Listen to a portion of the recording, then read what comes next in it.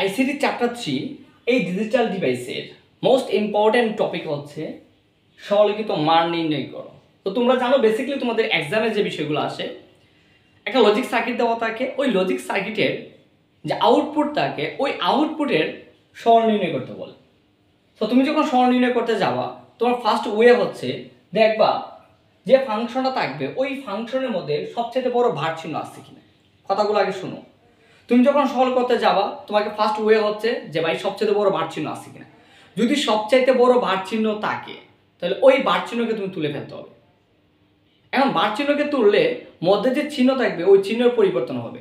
ধরো তুমি সবচেয়ে বড় ভার চিহ্ন তুলতে গেছো, এখন ওইখানে মধ্যের চিহ্ন হচ্ছে প্লাস, তাহলে ভার চিহ্ন তুললে ওই চিহ্ন কি হয়ে যাবে ইনটু।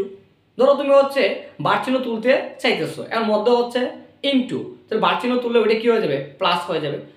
তাহলে আমাদের কাজ হচ্ছে সরল নির্ণয় করতে গেলে আমাকে দেখতে হবে সবচেয়ে বড় ভার চিহ্ন আছে কিনা। যদি ভার চিহ্ন থাকে ওইটাকে তুলে ফেলবো, আর ভার চিহ্ন তুললে মধ্যে যে চিহ্ন থাকবে ওইটা কি হবে পরিবর্তন হয়ে যাবে।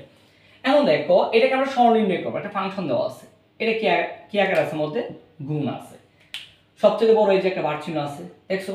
তো আমরা বলছি সরল নির্ণয় করতে গেলে ফার্স্ট ওয়ে হচ্ছে সবচেয়ে বড় ভার চিহ্নকে তোমাকে কি করতে হবে তুলতে হবে। এখন সবচেয়ে বড় ভার চিহ্নকে তুলো, যা আছে তা লিখি a not plus b not, একটা ভার চিহ্ন ছিল। আবার এই যে মধ্যে কি আছে ইনটু আছে, এটা কি হয়ে যাবে প্লাস হয়ে যাবে। ওই ভার চিহ্ন তুলে ফেলবো, যেহেতু ওই ভার চিহ্ন তুলতেছি মধ্যে চিহ্ন কি হয়ে গেছে ইনটু ছিল প্লাস হয়ে গেছে, a প্লাস b, এটার উপর এমনিতে একটা ভার চিহ্ন ছিল। এখন ভার চিহ্ন তুলতেছি ওই জন্য এখানে ইনটু প্লাস হয়েছে, আবার উভয়ের উপর একটা একটা করে কি হবে ভার চিহ্ন হবে। ওকে ডান। নেক্সট দেখো এই যে সংখ্যাটা আছে এটার উপর কি আছে দুইটা ভার চিহ্ন আছে, এটার উপর কয়টা আছে দুইটা ভার চিহ্ন আছে। তো আমরা তো জানতাম যে সহায়ক উপপাদ্য অনুসারে যে কোন সংখ্যার উপর যদি ডবল ভার থাকে শুধুমাত্র ওই সংখ্যাটাই হয়, এর উপর যদি ডবল ভার থাকে শুধুমাত্র কি হবে এ হবে। তাহলে এখানে দেখো তো a not plus b not, এটার উপর কি ছিল ডবল ভার চিহ্ন ছিল, ওই জন্য শুধুমাত্র কি a নট প্লাস b নটই হয়। আর এখানে কি আছে শুধুমাত্র a প্লাস b থাকবে। কেন? কারণ আমরা জানি সহায়ক উপপাদ্য অনুসারে a নট ইকুয়াল কি হয় a হয়। ওকে ডান। এখন দেখো তো এই যে এখন সবগুলো একে তুমি আলাদা করে ফেলো, একসাথে করে ফেলো, যেহেতু এখানে সবগুলো যোগ আকারে আছে সবগুলোকে একসাথে করো, এর ভ্যালুগুলোকে আলাদা করো, বি এর ভ্যালুগুলোকে আলাদা করো। a নট প্লাস a, এই যে a, তারপরে plus b not plus b, a not plus a plus b not plus d।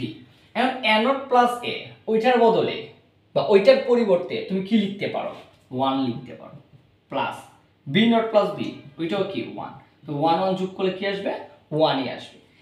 এই যে a নট প্লাস a, তো আমরা তো জানতাম সূত্র অনুসারে মৌলিক উপপাদ্য যে a not plus a equal কি 1, তাহলে a not plus a equal কি 1 বা b not plus b equal কি 1, তো 1 1 যোগ করলে কি আসে 1 আসে। এটাই ছিল আমার কি আনসার। দেখো তো আমরা জানি সরল নির্ণয় করতে গেলে ভার চিহ্নকে সবার আগে কি করতে হবে তুলতে হবে। কারণ এই প্রসেসটা তুমি জাস্ট কিছুক্ষণ ট্রাই করো, দেখবা সরল নির্ণয় একেবারে ইজি হয়ে গেছে।